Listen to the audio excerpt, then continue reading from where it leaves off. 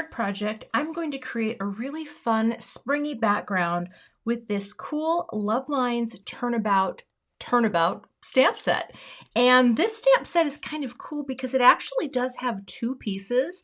So you could do just the inside, just the outside. I am going to do the whole thing together. And these turnabouts come with these lineup tools. Okay, this is going to help you know where to position your stamp inside of a MISTI tool. Now, I also have to have in here the Turnabout jig. And this is so once everything's lined up, you just move the jig around with your paper attached to the jig. It's the coolest thing. Now, this is the older jig. There is a new all-purpose jig, but I'm just going to use the one that I have for now to show you how I'm going to create this card. So let me get my MISTI to get set up for stamping. I'm first going to line these up on the alignment tool. So pull this off. And what I can do here is I can just kind of start here, take off the centerpiece, right? So I've got my alignment tool in here, and all I'm going to do is line the stamp up directly on top like that. Right, just get it as lined up as you possibly can. And there's that piece, okay? Then I'm going to take this larger piece off. And be careful, you know, when you're taking these off for the first time, they're very sticky. And you want to make sure that you don't accidentally tear your stamp. I've done that before. Oh, but that was years ago, We don't talk about that. So now we're going to do the same thing. And again, you're going to try to line everything up with the stamps that are on the alignment guide, okay? And it should just kind of drop down nicely into place. And now what we have here is we have everything on the alignment guide. I'm going to move this out of the way. I'm going to pick this up like this, and I'm going to bring in the jig. This is the Turnabout jig. Again, this is the older one, right? And I'm going to zoom in here a little so hopefully you can see the lines. See how it's got the crisscross lines here? Well, what I want to do is take the alignment tool, and I want to make sure that I get the black lines perfectly lined up with the dotted lines. So we're kind of looking at the center here. And once you get it, you kind of go into place here. No, I just moved it a little bit. Slide it, line it up in the center. That looks pretty good. When it's completely lined up on the piece, you are going to bring your door down and press to pick up the stamp. And now your stamp is positioned exactly where it needs to be. So give that a good press. Now I've used the inside of this, but I have not used the outside. So I'm just going to condition this a little bit, okay? Like that. And now we can take the jig background out. And now it's time to line up our cardstock. So I have a piece of Nina Solar White Classic Crest. This is just in the 110 pound. And as you can see here on the jig, there are crop marks, right? So what you're going to do is you're going to take a little bit of repositionable adhesive. I have these Easy Dots. And what's nice is this will just wipe right off, and just put a couple like that. See, the new all-in-one jig, I believe, is a self-adhesive mat, which is very cool, right? Because then you won't need to use the repositionable adhesive. But then you're just gonna line it up in those top crop marks and press. Okay, so now you have your jig placed with your paper, and now we can stamp. So I'm going to put my little magnet here just to hold that. And you can see 1, 2, 3, 4. So I'm just going to keep rotating around and start adding my ink colors. All right.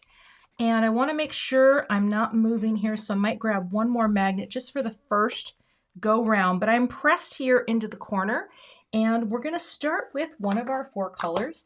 And I'm going to start with ballet slippers, a really pretty pink. And I'm just going to ink up this stamp for the first layer for my background. All right, I'm going to bring this down. Oh, I guess my magnet can't be there. Okay. Oh, Cathy, let's see. Do we have clearance here? Do we have clearance? We do. Press, and I'm going to bring in my little Stampin' Bug just to work my way around and transfer the color. Now, the stamp is bigger than what I'm stamping on, and that's fine. I'll just wipe down my jig when I'm all done. Okay, and when I lift up, my first layer has been added. Okay, now you want to clean off your stamp. I'm going to use a stamp chamois. This is from Lawn Fawn, and it's lightly damp, not too damp, because I don't want to come in with a damp stamp. And sometimes what I'll do is I will just kind of go over it with my hand, just make sure there's no extra liquid. Now, take your jig, turn it. It doesn't really matter actually which way you go, but I'm going 1/4 turn. And actually, I'll just pop this on here.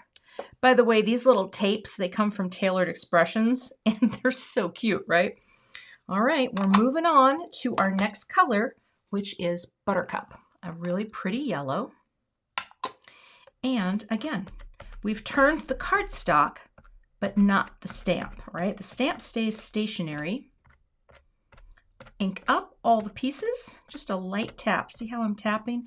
These pads from Concord 9th have a raised pad, and it's a foam pad, but it's actually really, really nice. Transfers ink beautifully. And now we go around and transfer the Buttercup. Oh, and that is layer 2. See how that's coming together? Repeat the process. Clean the stamp. Rotate, okay? Rotate, and I don't even really need to have it held in place with a magnet. We're going to move on to the next color. This is Aqua Sky. Repeat. Ink. I'm telling you, once you get the hang of a turnabout, you are going to love how easy it is to create your own backgrounds. And oh, don't slide that. There we go.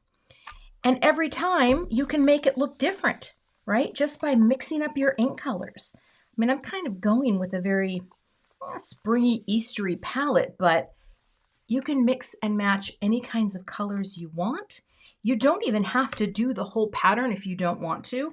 And even if you have some that, misses a little, because I just noticed a little of my yellow, I wasn't inked up really well there, it is going to look just fine. And actually, I could redo that too, which is kind of cool. I'll show you how to do that, in fact, but not yet. Let's get through the last color and the last turn. So we're turning, and here we go. We're at the 4th position, and the color is Sprout. And once this is done, everything comes in together. Now you can double stamp too. I missed a little on the, on the blue, but trust me, we got this. It's going to be great because I can go back and fix that if I want because of having the jig positioning and the Misty. All right, so we're coming in. That is why I like having some sort of a press tool, because it does allow me to easily add pressure in a way that doesn't hurt my wrists as much as if I were just pressing onto the cardstock or onto the door. This is just so much easier. All right, open that up. And now I have a completed pattern. Now I'm going to wipe on the edges here just a little because I want to show you how easy it is if you missed something. So that was number 4, right? Number 1 was the pink, right? Well, and honestly, I don't even need to, because look how good that looks. You turn it to the second one and I could redo the color, but you know what? Actually, I think this looks so good. There is that. So I suppose I could clean this, but I think I'm going to leave it as is. Kind of gives you the idea, right? Totally makes sense. So we'll clean this off. I think I will deepen up the blue too. Should have done this while I was doing it, but now that I'm seeing it, I just figure go big or go home. And it also shows you, again, how easy it is to come back, make sure it's in the corner, and double stamp.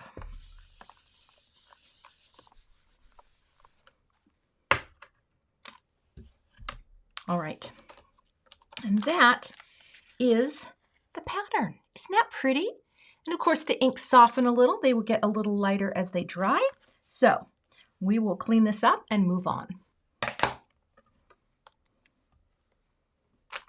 Okay, it's good enough. All right, so I'm going to wipe this down here, just get the little excess off the edges of the jig, like that. Then you just peel this off, and I'm going to take my little adhesive eraser, and I will just erase that off the back of this and anything that's left on here. Honestly, you can rub it like that with your fingers and just get it all off really easily that way too. The greeting for my card says, love, love, love you, and it's going to be about that size. So I want to trim this panel down just a little bit, and I've got these dies here from Waffle Flower, and I think I might see if I can get away with this panel, because one of the things I love in any handmade card is to have a little common margin. So this is, let's see, that's the 3.5 by probably 4 3/4. And I think that will work, because then I can put this, when it's finished, on a lovely coordinating color of cardstock that's going to really look pretty. So let's just crop out what we want to have. You just kind of look at the pattern and kind of go where you want to go. I'll tape this into place. And I haven't chosen my cardstock colors yet, so I'll set that aside. And I'll grab one of my cutting plates. I use a Gemini Junior, and for my plate sandwich, I use a clear cutting plate and a double-sided die cutting plate. I tape these together really well with packing tape. Now that was an oops, so don't look at that. But what I do is, here's the same plate set up here. I always cut into the same plate, and I always angle too a little. Someone asked me about this, and if you angle your die, it goes through the rollers, whether you have an electric die cut machine or a manual, a little easier than going through with the full speed bump. And I also think it helps to lessen your plate warpage, although this sandwich has been so great for me. I actually learned it from my friend Jennifer McGuire, and my plates don't really warp that much. So I have my Gemini Junior here, and I'll just run it through.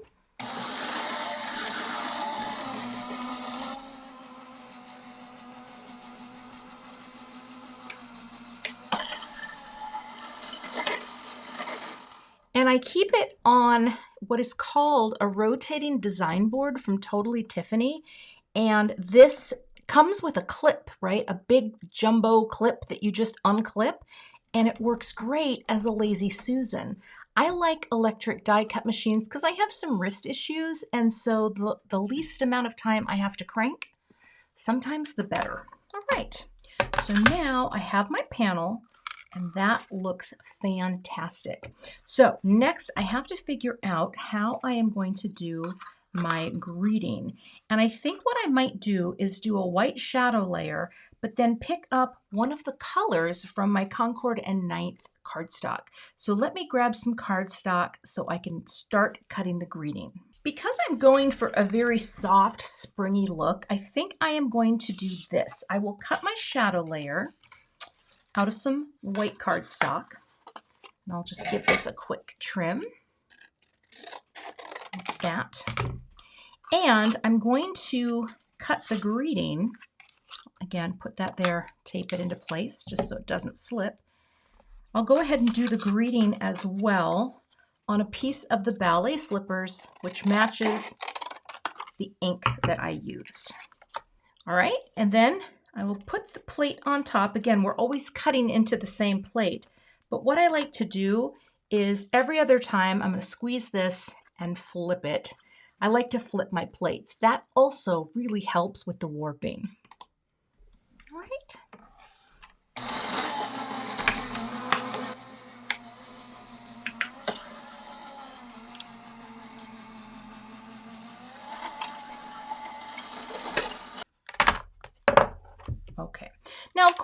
plates warp. They are not meant to last forever, right? And as soon as this gets super cut up, I will untape it, flip this green over, retape it, and keep cutting into it until, well, until it's a hot mess and my paper starts sticking to it.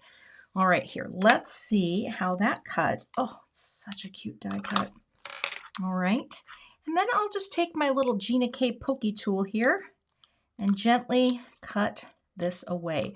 I am going to cut an extra out of the same pink because I want to build up some dimension with this greeting, but I think only 2 layers would be nice. It's so delicate, but it's going to be probably pretty easy to do. I also like to use a little craft mat, usually with a foam backing, just because when I'm poking these out, I don't want it to bend.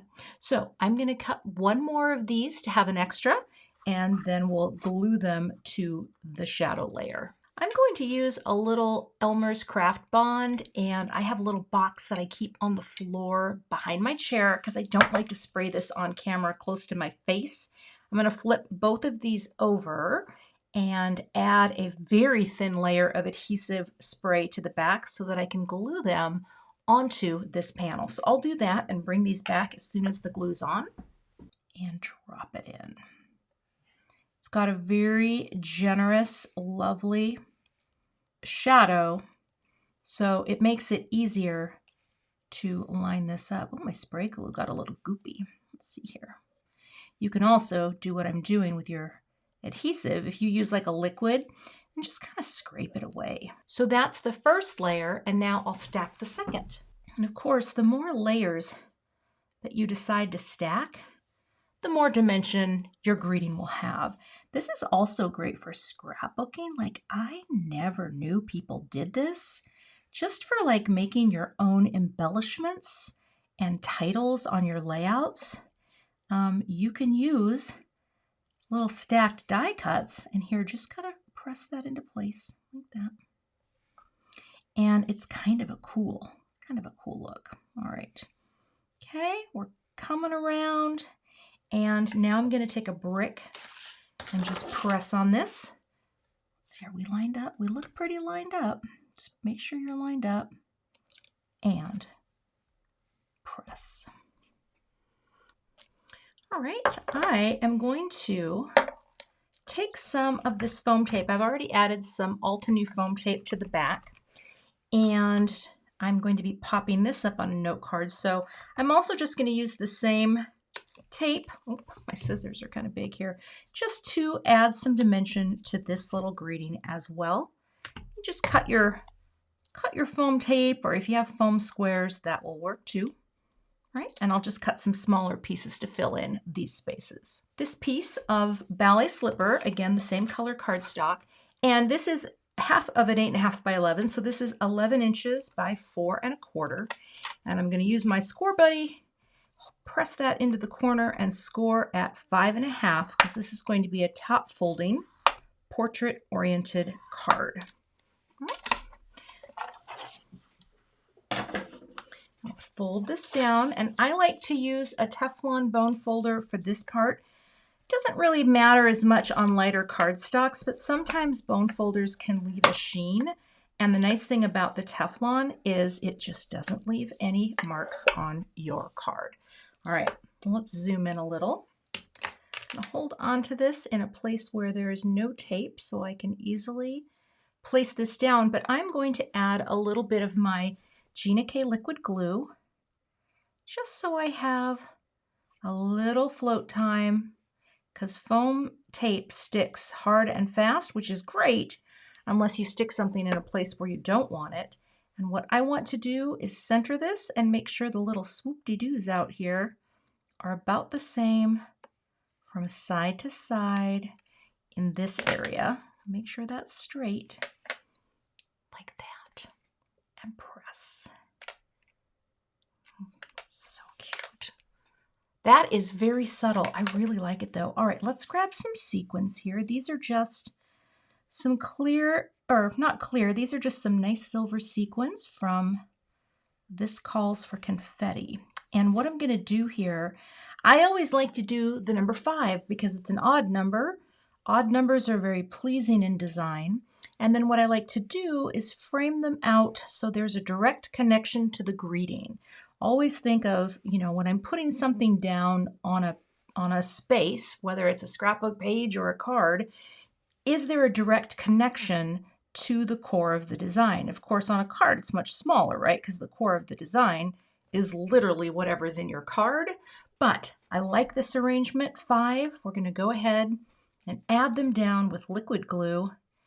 And I always like to make the sound effects. Boop. I don't know why. I've been doing it for a long time. Boop. Even when I'm by myself and making cards. And I can show you one I made boop, off camera because I want you to see how different colors change the feel of a design. But boop, I was working on this other card by myself boop, with no filming, and I thought, you really do say this all the time.